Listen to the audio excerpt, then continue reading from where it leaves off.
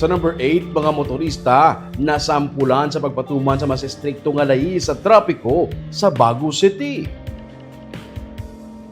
Motorsiklo, tricycle kung sa lakyan man, isa-isa nga ginparahan sa katapos sa Bago Component City Police Station po ng Highway Patrol Group kag Traffic Management Unit sa tatlo na kaadlaw nga checkpoint operations sa dalanon sa Bago City. Martes tubtub subong nga Webes, hugot nga ginapatuman sa otoridad ang mga layi sa trapiko kaangay isang no plate, no ORCR, no driver's license, no travel policy.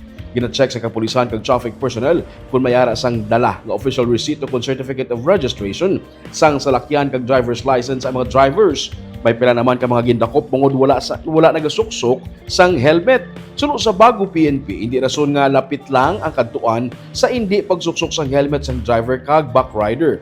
Istrikto man nga ginapatuman sa otoridad ang pagpanakop sa mga motorsiklo nga may magahod nga tambot so kung may open pipe nga mufflers.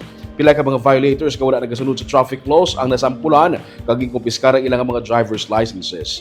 Ginklaro sa Bago PNP nga ang ilang mga traffic operations sa dalanon ang hindi silot kundi prevention sa mga traffic incident nga resulta sa pagpabaya o kung hindi pagsunod sa mga rules sa dalan. Dugang pa sang Bago PNP nga responsibilidad sa tanan ang road safety gani ila ginapangabay ang mga motorista kag pedestrians nga hindi magpasaway.